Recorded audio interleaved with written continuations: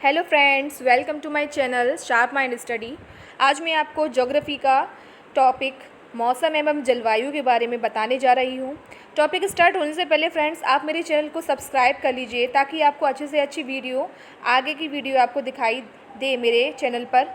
और साथ ही साथ अगर आपको मेरा वीडियो अच्छा लगे तो मेरे वीडियो को लाइक करें और लास्ट में कमेंट सेक्शन में कमेंट भी करें।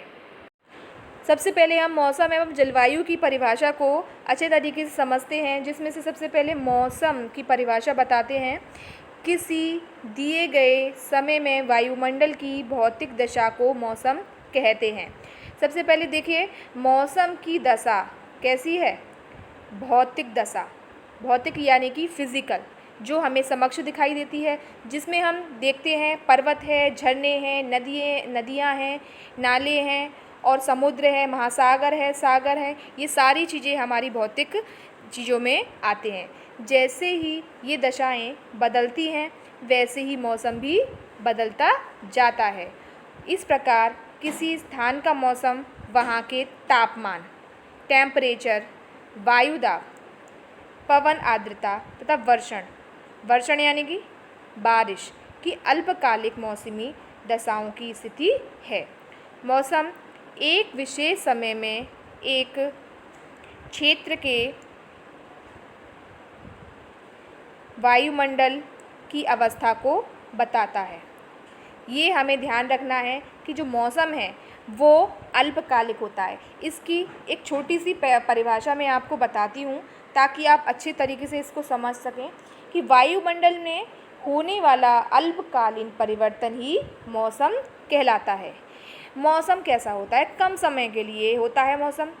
अगर वो अधिक समय के लिए होगा तो वो जलवायु बन जाएगा। लेकिन हम बात कर रहे हैं इस समय मौसम की। मौसम कैसा होता है? कम समय के लिए होता है और छोटी छोटी जो चीज़ें हैं वो मौसम बनाने में काम करती हैं। इसके बाद हम बात करते हैं जलवायु के बारे में।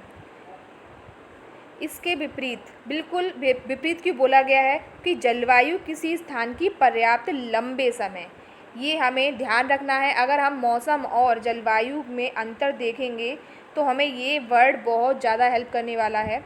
लेकिन अभी परिभाषा हम पढ़ रहे हैं कि इसके विपरीत जलवायु किसी स्थान की पर्याप्त लंबे समय में ली गई मौसमी दशाओं का औसत रूप है। मौसम एवं जलवायु के प्रमुख घटक क्या हैं? तापमान, वायुदाब, पवनें, आर्द्रता, आर्द्रता यानी मॉइस्चर, वर्षण, वर्षा, पवनें हवा और वायुदाब में आता है प्रेशर, जो होता है एयर प्रेशर, और टेम्परेचर, ये हो गया।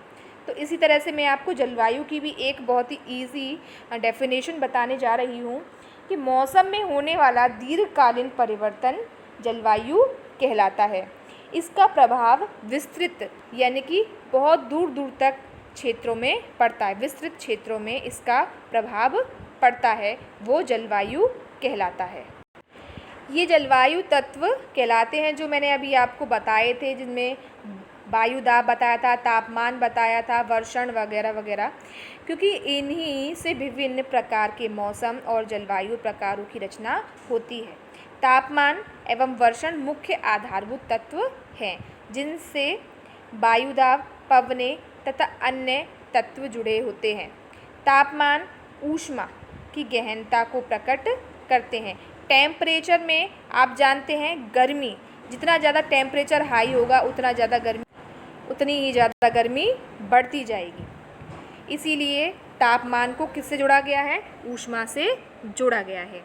कुछ क्षेत्रों में रात और दिन के तापमान में बहुत अधिक अंतर होता है। जैसे एग्जाम्पल के लिए हम समझते हैं, थार के मरुस्थल में दिन का तापमान कितना बताया है? 50 डिग्री। दिन में इतनी ज़्यादा गर्मी होती है कि 50 डिग्री सेल्सियस तक यहाँ का टेम्परेचर पहुँच जाता है। और वहीं हम बात करते हैं रात की, और रात में क्या होता है? टेम्परेचर इतना ज़्यादा गिर जाता है, बिल्कुल 15 डिग्री तक पहुंच जाता है और इतना ठंडा हो जाता है। ऐसा क्यों होता है? ऐसा इसलिए होता है क्योंकि वहाँ पर जो क्षेत्र है वो रेतीला है, और रेत की विशेषता है कि जितनी जल्दी गर्म होती है उतनी जल्दी रेत ठंडी भी हो जाती है, क्योंकि दिन में सूर्य का प्रकाश जिस वजह से टेम्परेचर 50 डिग्री सेल्सियस तक पहुंच जाता है। और रात में क्या है, रात में चंद्रमा की चांदनी की वजह से मौसम ठंडा हो जाता है और जिस वजह से रेत ठंडी हो जाती है और रात का टेम्परेचर 15 डिग्री सेल्सियस तक पहुंच जाता है। वहीं हम दक्षिण की बात करें तो दूसरी ओर केरल और अंडमान निकोबार जैसे क्षेत्रों में दिन और रात लगभग समान ही रहता है टेम्परेचर। सामान्य रूप से तटीय क्षेत्र यानी कि समुद्री जो क्षेत्र हैं, आप जानते हैं केरल और अंडमान है, तमिलनाडु है, कर्नाटक है, ये सभी दक्षिण क्षेत्रों में आते हैं और यहाँ पर समुद्री क्षेत्र पाए जाते हैं। यहाँ के टेम्परेचर में ज़्यादा कोई दिन रात के टेम्परेचर में अंतर नहीं होता, लेकिन इसके अतिरिक्त एक ही समय पर एक स्थान से दूसरे स्थान में तापमान में भी भिन्नता होती है। थोड़ा सा टेम्परेचर में अंतर आ सकता है, लेकिन बहुत ज़्यादा अंतर यहाँ पर नहीं आता है दक्षिणी क्षेत्रों में। वहीं हम भारत के पश्चिमी क्षेत्रों की बात करें तो गर्मियों में राजस्थान के मरुस्थल में तापमान जहां 50 डिग्री तक पहुंच जाता है, गर्मियों के समय में 50 डिग्री तक पहुंच जाता। वहीं जम्मू कश्मीर में के पहलगांव में तापमान लगभग 20 डिग्री से कम रहता है। सर्दी की रात की बात करें जम्मू कश्मीर में तो यहाँ का तापमान -45 डिग्री सेल्सियस, बच्चों सोचिए आप 45 डिग्री, वो भी कितने माइनस में जा रहा है, माइनस में 45 डिग्री सेल्सियस तक पहुँच जाता है। और जबकि तिरुवनंतपुरम की बात करें तो यहाँ पर 20 डिग्री के आसपास होता है। इस प्रकार तापमान में देख रहे हैं आप हर जगह पर क्या पाया जा रहा है, भिन्नता पाई जा रही है। तापमान में भिन्नता यहाँ पर तिरुवनंतपुरम और जम्मू कश्मीर में कितना डिग्री का डिफरेंस यहाँ पर देखने को मिलता है। क्यों मिलता है? क्योंकि यहाँ ये जो क्षेत्र हैं उसके हिसाब से वहाँ की जलवायु और तापमान होता है। देश के आंतरिक भागों में मौसमी या ऋतुनिष्ठ अंतर अधिक होता है। देश के अगर अंदर की बात करें, उत्तरी मैदान में वर्षा की मात्रा सामान्यतः पूर्व से पश्चिम की ओर कैसी होती है, घटती जाती है। मौसम और जलवायु के तत्वों का प्रचलन घनिष्ठ रूप से अंतर संबंधित और अन्योन्याश्रित है। जलवायु नियंत्रकों के कारण जलवायु के तत्व मैंने आपको बताए थे अभी थोड़ी देर पहले, वही जैसे कि वर्षण है और आपका तापमान है इत्यादि, एक स्थान से दूसरे स्थान पर भिन्न होते हैं। जलवायु नियंत्रण फिर से देख लीजिए, जलवायु नियंत्रण निम्नलिखित हैं, जैसे अक्षांश है। अक्षांश की मैंने आपको एक वीडियो बना के दी हुई है, आप मेरे वीडियो सेक्शन में देख सकते हैं, पूरी वीडियो दी हुई है अक्षांश के बारे में। दूसरे नंबर पे है वायु दाब, पवन तंत्र, समुद्र तल से ऊंचाई या तुंगता यानी कि नज़दीकी। आगे है समुद्र से दूरी, महासागरीय धाराएं, धरातल की प्रकृति या उच्चावच लक्षण इत्यादि। ये जो हैं ये हमारे जलवायु नियंत्रक तत्व कहलाते हैं। ये नियंत्रक तत्व विभिन्न गहनता तथा विभिन्न संयोजनों के साथ काम करते हैं। तापमान वर्षण में परिवर्तन लाते हैं, टेम्परेचर को भी चेंज करते हैं और बारिश के रेशियो को भी परिवर्तित करते हैं, जो परिणामस्वरूप विभिन्न प्रकार के मौसम और जलवायु को जन्म देते हैं।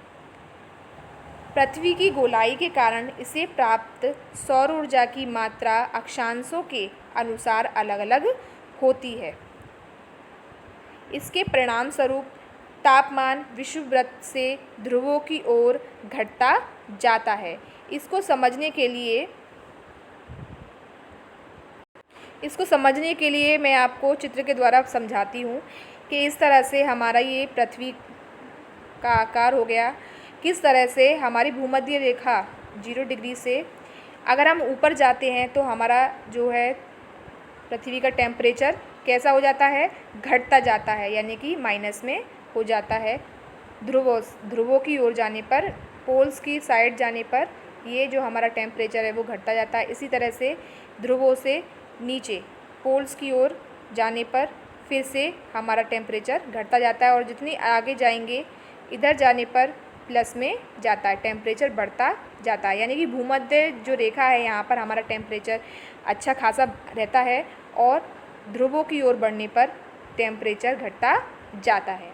फ्रेंड्स, आपको ये साउथ पोल हो गया और ये नॉर्थ पोल हो गया। यहाँ पर हमारी वीडियो कंप्लीट होती है। आपको मेरी वीडियो कैसी लगी, मैंने जैसे बोला था, आप प्लीज़ कमेंट सेक्शन में ज़रूर बताइएगा। Thank you.